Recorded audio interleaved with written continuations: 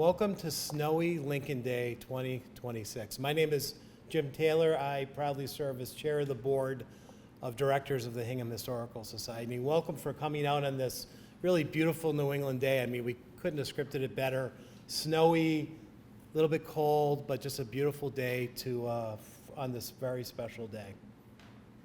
This is today the official kickoff of Hingham Celebrates America's 250th and the Hingham Historical Society's 49th Lincoln Day celebration as we commemorate America's semi-quincentennial, one of my favorite words. It is fitting that we gather in this really amazing structure. It was built in 1681, and where over 250 years ago, the residents of this town gathered in 1776 and voted for independence. Lincoln Day commemorates two famous Lincolns with Hingham roots. Benjamin Lincoln, Major General in the Continental Army and a lifelong Hingham resident, and Abraham Lincoln, our 16th president, a descendant of Samuel Lincoln, who settled in Hingham in 1637. It's also an occasion to honor civic awareness and involvement in civil discourse, looking not only to those two famous men as role models, but also to our towns and our nation's enduring democratic institutions. So as we get started, I just want to offer a few thank yous.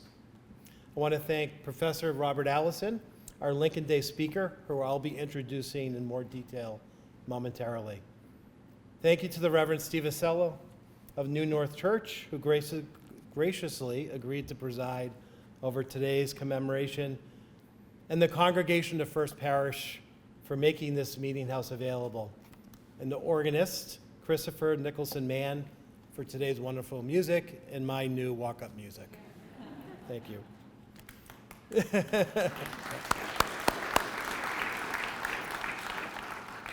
And thank you to the congregation of New North Church, which has coffee and refreshments for all of us at Fountain Square. We'll offer tours of the historic meeting house after the ceremony. You may know that Benjamin Lincoln was one of the founders of New North Church, then Hingham's third parish, when it split from this congregation in 1807. At the time of the Civil War, it was an abolitionist parish and the home parish of Governor John Andrew. Thank you for the town of Hingham, of course, for the stewardship of Fountain Square, the Abraham Lincoln statue, and the Benjamin Lincoln marker. And you may be seeing the current safety improvements that are taking place there, which are really exciting, which we hope to see once the snow melts and a little bit later in 2026. Thank you to the Hingham Police for their logistical support. We're going to lead a brief procession down towards the Fountain Square area after this ceremony. Thank you to Harbor Media, of course, who is recording this for those who can't attend in person. And thanks to the Hingham DPW for keeping our roads clear and we all safe during these snowy months. Finally, thank you to my fellow 22 board members of the Hingham Historical Society for all of their leadership. And of course, Deirdre Anderson, the executive director of the Hingham Historical Society, and her whole team who've put this event together. We've also arranged for refreshments following the ceremony, not only at New North Church, but also at the Hingham Heritage Museum, which is at Old Derby, the big yellow building up in the hill right down the street from here. In addition to the Hingham Heritage Museum, the Hingham Historical Society also is a proud owner of the Benjamin Lincoln House as well as Old Ordinary. So please, we welcome you to those properties when you have a moment to attend. Our team is really privileged and honored to continue along with you to support, collect, preserve, and promote Hingham's history. And now please stand as we all sing America, My Country 'Tis of Thee. The words are included in your program.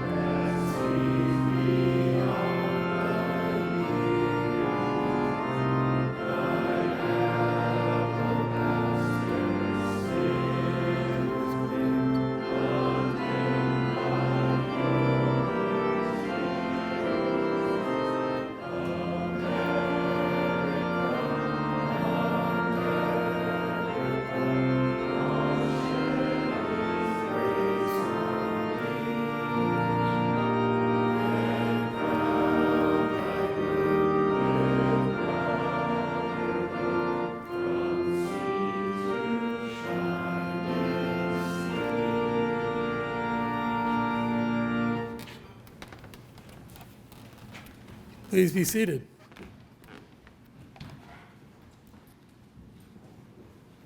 Peace to you and welcome.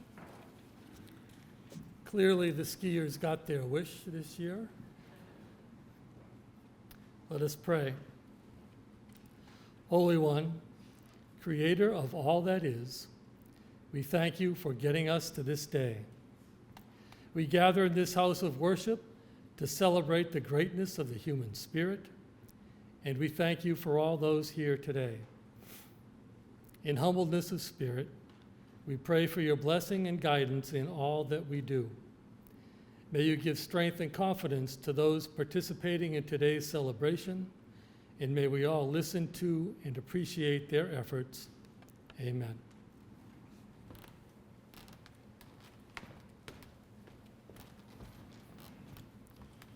Each year, the Hingham Historical Society organizes a middle school essay contest in which students are asked to reflect on a quotation and answer a question.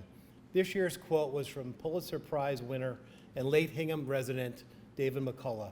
McCullough wrote, "You can't be a full participant in our democracy if you don't know our history. How can we know who we are and where we are going if we don't know anything about where we have come from and what we have been through? The courage shown, the cost paid to be where we are." This year, students were asked to consider the question, why? Why is it important to learn our country and Hingham's history? First, our thanks to those who assisted with that contest: Hingham Public School Social Studies Director Andy Hoy, the middle school social studies teachers, and our volunteer judges Jane Shute, Carolyn Nutt, Norma Atkinson, and Jim Conroy. The winners of this year's contest were in third place Stanley Starsiak, second place Emma Nozalilo, and first place Annalise Ling. Congratulations. We now invite Emma. Yes, thank you. We now invite Emma, who's with us today, to read her essay. Thank you, Emma.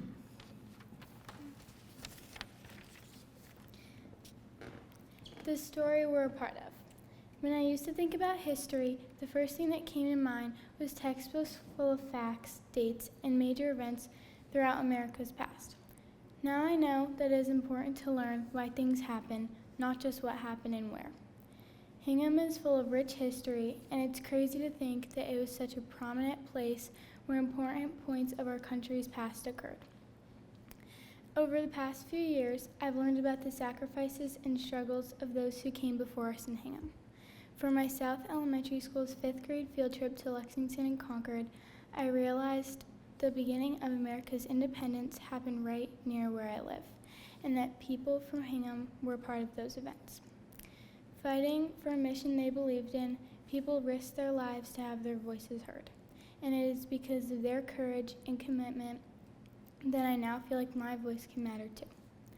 Through my elementary school's garden program, I also learned about the Massachusetts people and the Wampanoag tribe who lived in this area before Hingham became a town. They used the Three Sisters planting method, planting corn, squash, and beans together to care for the land and their community. Learning about this showed me how Indigenous people understood the land and worked with nature in a thoughtful and respectful way. These experiences helped me realize that history is not only about important events or famous people, but also about shared knowledge, respect, and taking responsibility for the land and community we live in today. Another moment that made history feel personal was visiting my mom's workplace and standing in a building where a framed paper explains that General George Washington once met there with his men to plan against the British troops. Being present in a place where such an important moment happened that made our country what it is today helped me see how history isn't distant but happened in real places to real people. It is thanks to these moments that I now feel a responsibility to care about what happens next. The story we're a part of did not end with the people who came before us. It continues with us today. By learning about where we came from and taking part in our Hingham community, we help shape the history that is being written now. History matters to me because I'm reminded by the past that our freedoms were fought for. And just like the seed planting traditions passed down through generations, I am now a part of the next chapter, responsible for growing the future.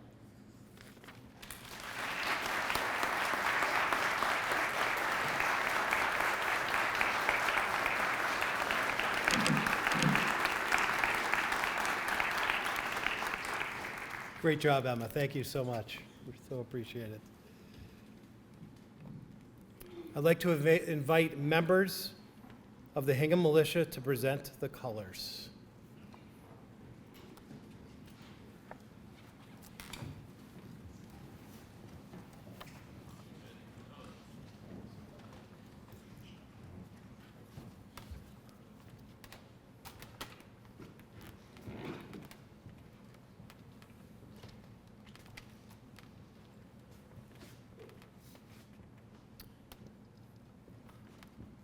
And now Mike Brackey of the Mass 22nd Voluntary Civil War Reenactment Group will lead us in the Pledge of Allegiance. Of the United States of America, to the republic for which it stands, one nation, under God, indivisible, with liberty and justice for all.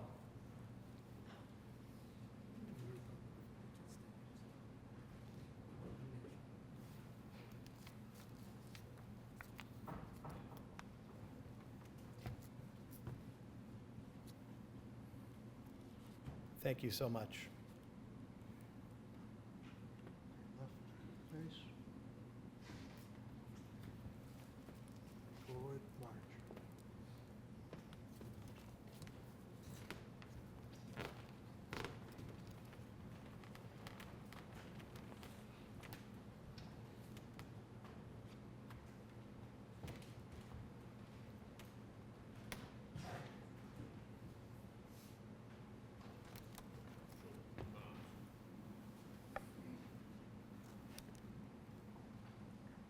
Thank you.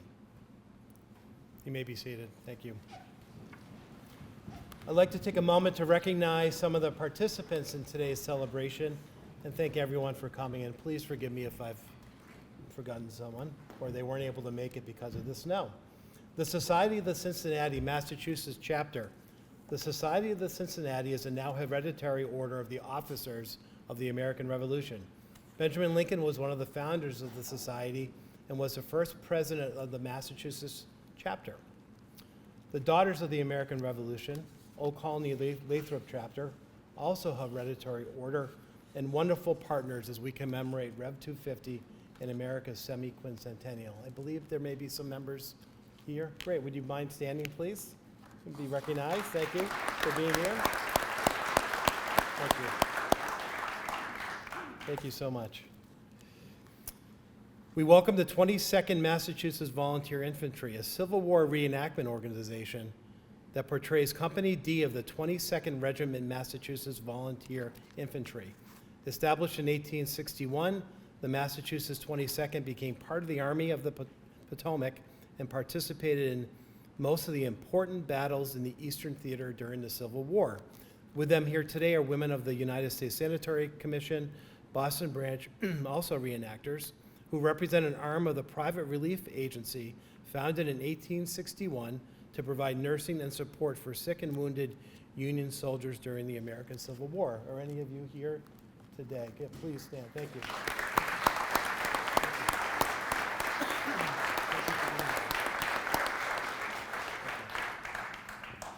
Thank you for being here. Last but certainly not least, we welcome our own Hingham Militia, the 2nd Suffolk Regiment. Founded in 1637 and reactivated in 1974, the Hingham Militia is active in promoting local history through ceremonial and educational appearances. General Lincoln, like his father before him, served in the Hingham Militia. The Hingham Militia is the only active Revolutionary Reenactment regiment in Plymouth County. Please stand and be recognized.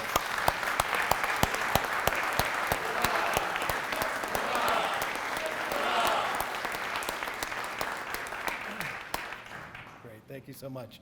I'd also like to welcome our state representative, Joan Moschino. Joan, thank you for being here.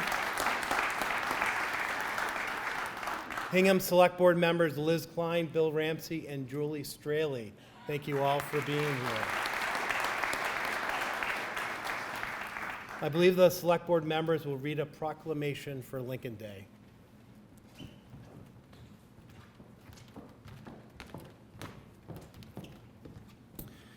Well, it's wonderful to be here with you today and celebrate Lincoln Day 2026, as we also celebrate America's 250th, and we honor service to our country. In the spirit of the two Lincolns, we honor service to our country, our Commonwealth, and our community.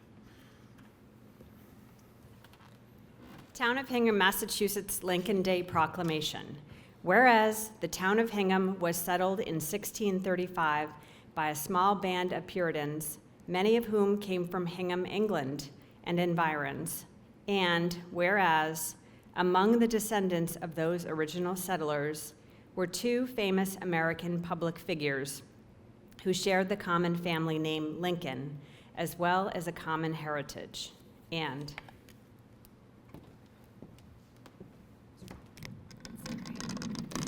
whereas it is a long-standing Hingham tradition to honor and celebrate their birthdays. General Benjamin Lincoln, a lifelong Hingham citizen and a hero of the American Revolution, and Abraham Lincoln, our 16th president and the towering figure of the Civil War. And whereas we honor and celebrate the lives and deeds in all their complexity of the two Lincolns, because of the incredible legacy of civic engagement and community building they have left for us. And whereas in this semi-quincentennial year, 2026, when we commemorate 250 years since the signing of the Declaration of Independence, we pay special honor to our citizens, those famous like Benjamin Lincoln and Abraham Lincoln, and those unknown to history who worked in myriad ways to build and sustain this wonderful community of Hingham and the broader communities of state and nation. And whereas the preservation of community is a perpetual task in which each generation must fully participate. Now, therefore, we, William C. Ramsey, Elizabeth F. Klein, and Julie M. Straley, Select Board of Hingham, do hereby proclaim Saturday, February 7th, 2026, as Lincoln Day. Finally, we urge each citizen, as we celebrate America's 250th, to take to heart the examples of the two Lincolns and those of 4 centuries of Hingham citizens. And we urge each citizen to participate in some concrete way in the strengthening and preservation of this community of Hingham and the broader communities of state and nation for the generations which will succeed us. Given under our hands and seal of Hingham on the 3rd day of February 2026, signed William C. Ramsey, Chair, Elizabeth F. Klein, and Julie M. Straley. Thank you.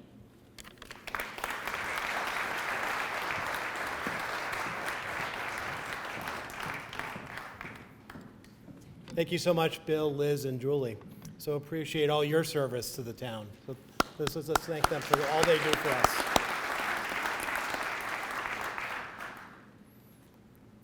Now on to the guest speaker. We're so excited to welcome our Lincoln Day 2026 keynote speaker, Professor Robert Allison. Bob's taught American history at Suffolk University since 1992. His books include a biography of American naval hero Stephen Decatur, histories of Boston and the American Revolution. 2 of his classes, Before 1776, Life in Colonial America, and The Age of Benjamin Lincoln, are available from the Great Courses. He hosts a Rev 250 podcast, which is really a great and interesting podcast. I encourage you all to listen. He's also president of the Colonial Society of Massachusetts and is a life trustee of the USS Constitution. Bob, we are honored to have you today.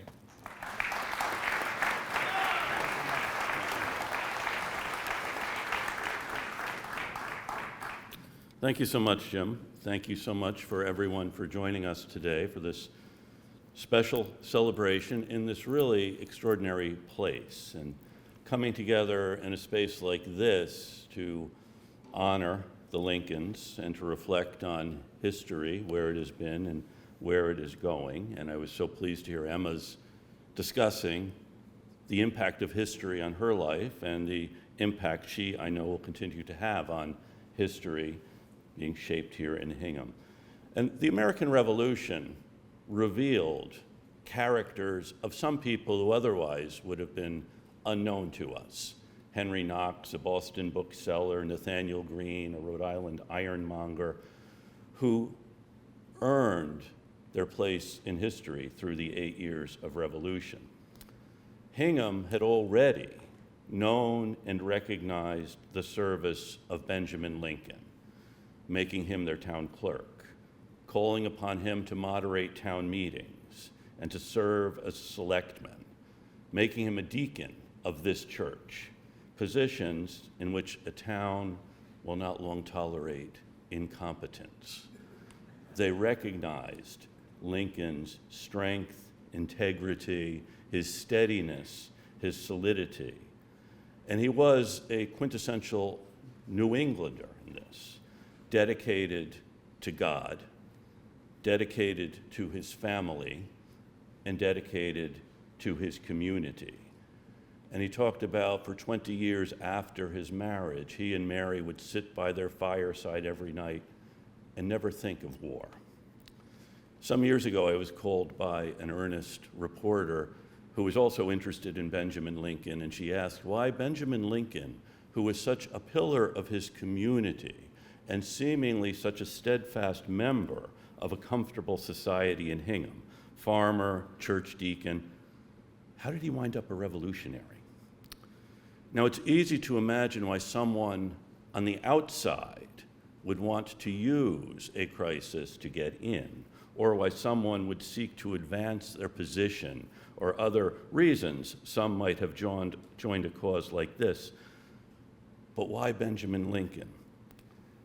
And it actually is because he was a pillar of the community, a leader in the town, that he chose, like many others did, made that choice, as Jefferson said 50 years later, between submission and the sword, taking this step and staking everything on this choice, not to advance his own interests, but to secure for his children and their children and continuing generations a future where they could shape their own lives and fortunes.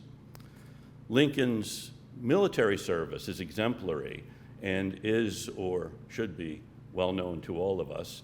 In 1774, the town of Hingham sent him to be their delegate to the Provincial Congress, and the Provincial Congress promptly made him the secretary. And also, he was involved on the committee to oversee military affairs. It was Benjamin Lincoln, through the Provincial Congress, who called on the towns to create minute companies, better trained, better armed men who would be ready at a minute's notice to repel danger, and also began overseeing the collection of powder and ammunition for a crisis that they still in 1774 hoped to avert. And then after the British evacuation of Boston on March 17th, Lincoln oversaw the defenses of Boston Harbor, not only the area around Hingham, but Noddle's Island and Castle Island in the inner harbor. And then he returned here in May to preside over the town meeting held in this building, in which Hingham voted to instruct its delegate to the Provincial Congress to support independence. And then he returned to service with the Massachusetts militia, going to the Hudson River Valley, where he got to know George Clinton, a figure who had loomed large in the history of the subsequent revolution, as well as in the politics of New York. And he came home, actually, to see his family, also to resign his position as church deacon, because it seemed his military activities were going to take him away from Hingham longer than he had anticipated. And then he went back to the Hudson River Valley for his military service. And in October of 1777, he was part of the forces which captured a British army at Saratoga. And he was shot in the right leg. And it was almost despaired of saving his leg, but he did manage to have it preserved. And he's recuperating in Albany from this, having his ankle shattered by a British musket ball. And there in the hospital in Albany, he learned that his 1-year-old daughter, Debbie, who had been ill since August, had died. She was the fourth of the Lincoln children who did not survive childhood. And his son wrote that his wife Mary was as well as can be expected under the present situation, but she hoped very much to see him next winter, if you tarry at home but for a day, reminding us of the sacrifice Benjamin Lincoln was making by serving his country, as well as the sacrifice Mary and the family and others here in Hingham were making, supporting their distant husbands and brothers. The doctor who tended to Lincoln in Albany wrote that he unites the patient philosopher with the pious Christian. His letters home talk about how quickly he is healing, how soon he expects to be back. But the truth was actually different. His leg never actually recovered. But he does return to Massachusetts, and then he returns very quickly to action. Washington, after 8 months of recovering, and all for the rest of his life having to use both a cane and a shoe that elevated his right leg 3 inches to make up for the loss, he returned to action. Washington sent him to try to shore up the beleaguered American effort in the Carolinas. But there, that was an indefensible position, and Lincoln was forced to surrender the American army in Charleston, South Carolina, returned home not in disgrace, but as someone who had done his best under an impossible circumstance. And he waited at home until in 1781, he was exchanged for 2 British officers. Imagine that. Benjamin Lincoln is traded for 2 British generals, and thus that allows him to return to American service. And he leads the American army that goes from New York to Yorktown in Virginia, where they succeed in forcing another British army to surrender.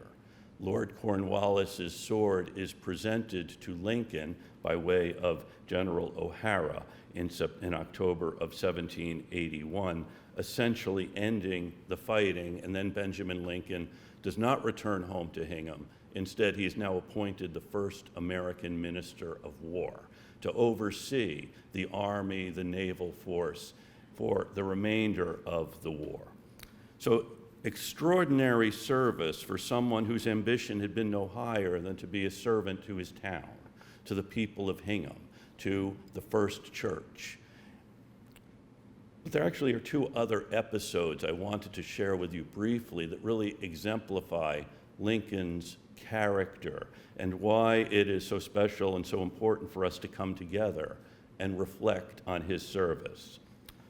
The first happens during the Saratoga campaign, when Lincoln is sent to command the New England militia, which had been roused at the invasion of a British force up Lake Champlain into the Hudson River Valley, a force led by General Burgoyne. And so he is sent to take command of all of the New England militia, not the Continental Army forces, but the New Englanders. And he is sent to an area on the borderlands between what then were known as the New Hampshire Grants. They did not consider themselves part of New York, but New York did consider them part of New York. Now we consider this area of course, the state of Vermont. And in Bennington, on this border between the New Hampshire Grants and New York, there was a Continental Army storehouse. He knew this would be a target for Burgoyne's army. And so did the New Hampshire militia officer who was there overseeing it, General John Stark. Stark had been in the Continental Army. He was one of the heroes at Bunker Hill.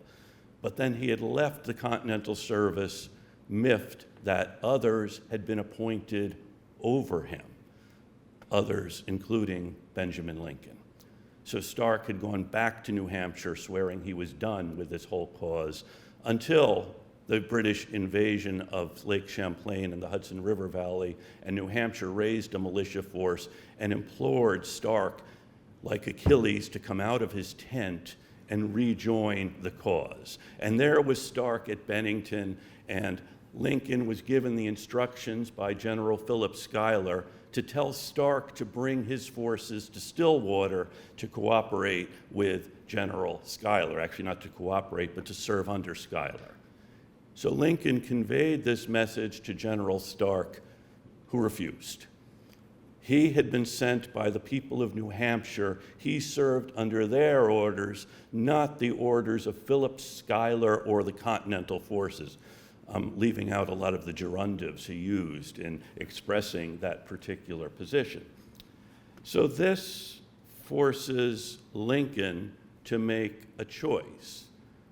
The obvious choice for someone who is part of the Continental Army would be to arrest Stark, or dismiss Stark, or go back to headquarters to ask what to do about this troublesome officer who won't listen to orders from a superior.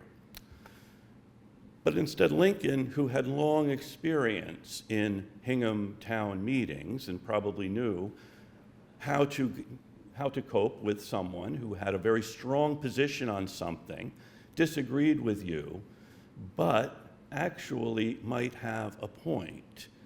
He realized he and Stark were after the same objective, which was to protect this storehouse, that Stark was ready to do it, and Stark, he thought, would be better as an ally than an enemy. So Lincoln had Stark stay at Bennington, guarding the storehouse, which then was a target of a Hessian attack, and it is for that reason that Stark is at Bennington in August of 1777 when the Hessian officer Baum comes with his forces. In fact, the Hessians had come to get supplies, including the fine horses of Vermont. And the story is they were so sure of getting good horses, they were wearing their riding boots, knowing all they needed to do was to get to Vermont, get the horses, and ride back to join Burgoyne. But they don't. Stark captures this Hessian force at Bennington in one of the signal events in August of 1777, part of a chain that will lead to Burgoyne's surrender, the victory at Bennington, which in no small way is owed to the fact that Lincoln recognized it is better to have this force here than a disgruntled Stark back in New Hampshire, talking again about how the Continental Army is a complete loss.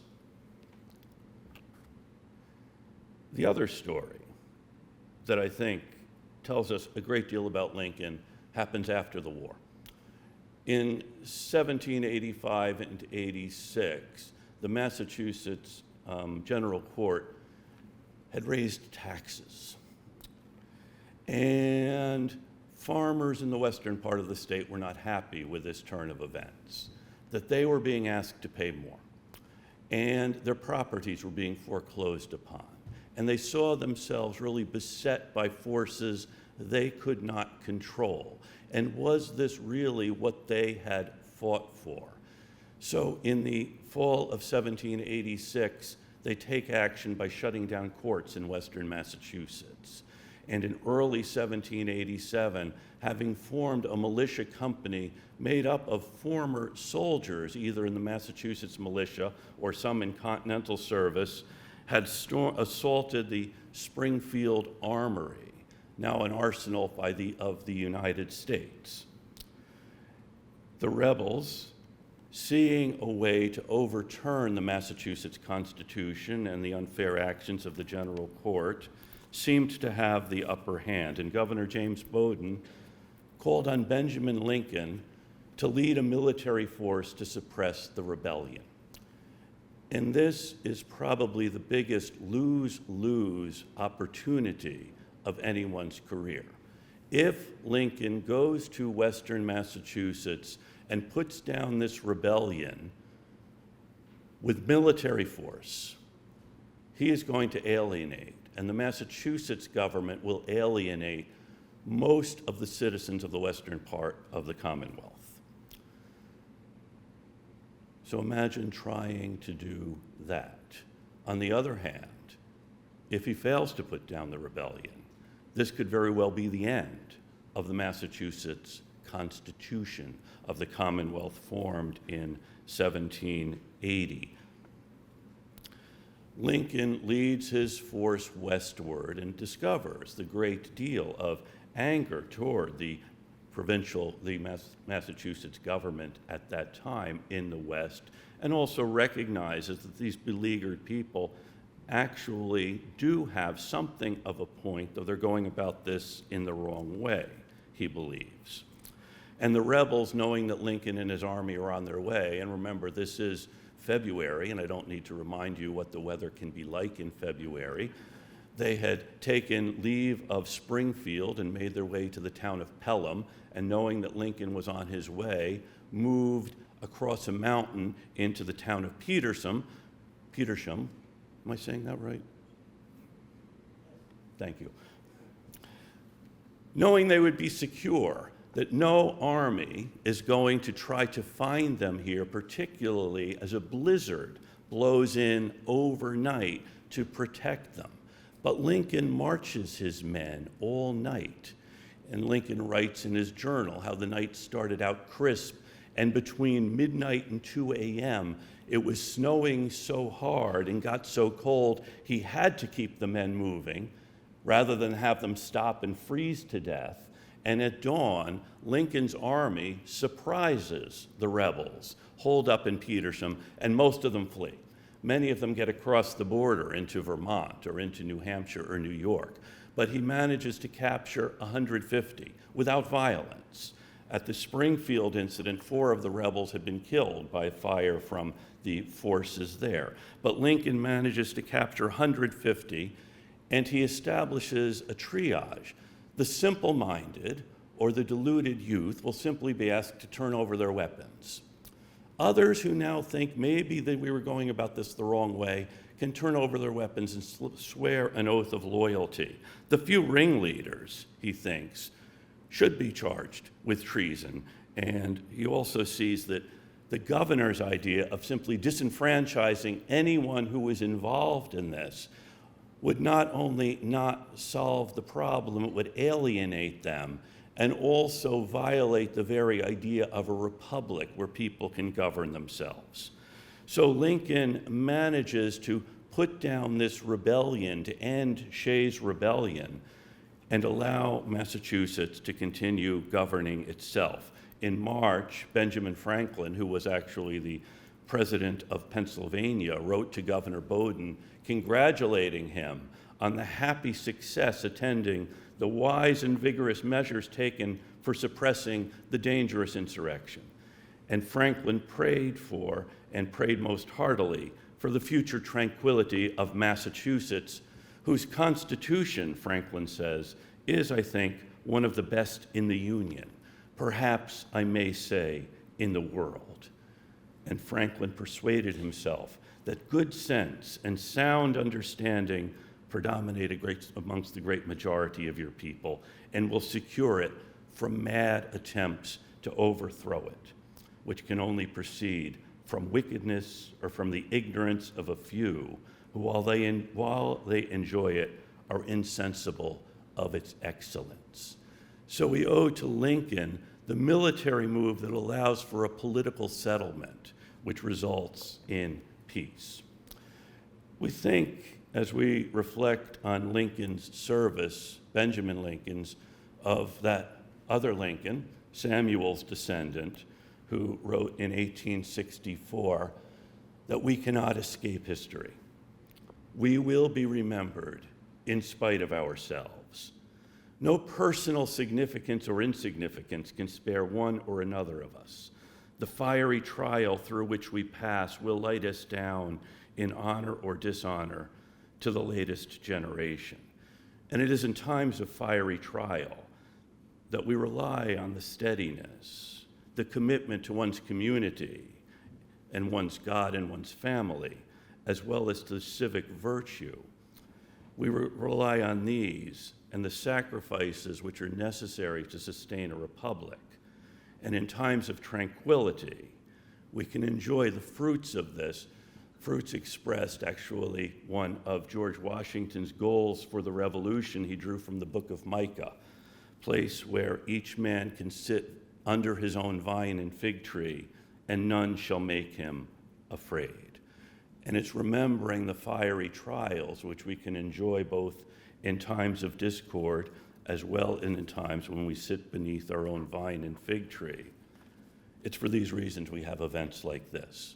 And it's not simply to maintain a fealty to the past or to reflect on the virtue of those who came before us, but it's our hope of instilling these virtues in the generations to come, as well as among ourselves. We enjoy the sacrifices of those who created this world, and it is for us then to ensure these sacrifices are not in vain, and the world they created, we and our children can continue to shape. Thank you very much.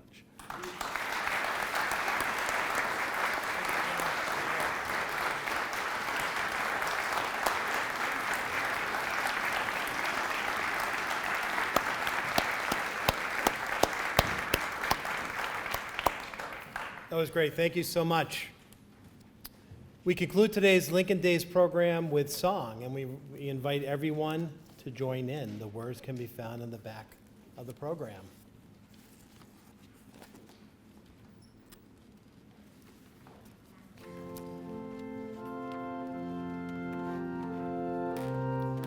Please rise.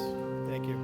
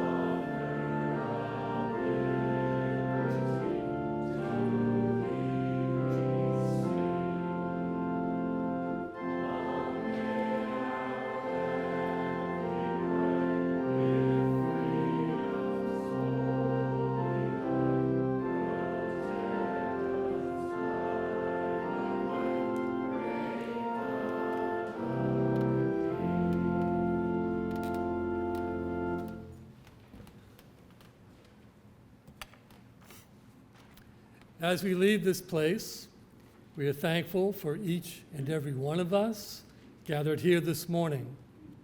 May the Lord continue to dwell in our hearts for all our days, and may we be a light for others. Amen. Go in peace.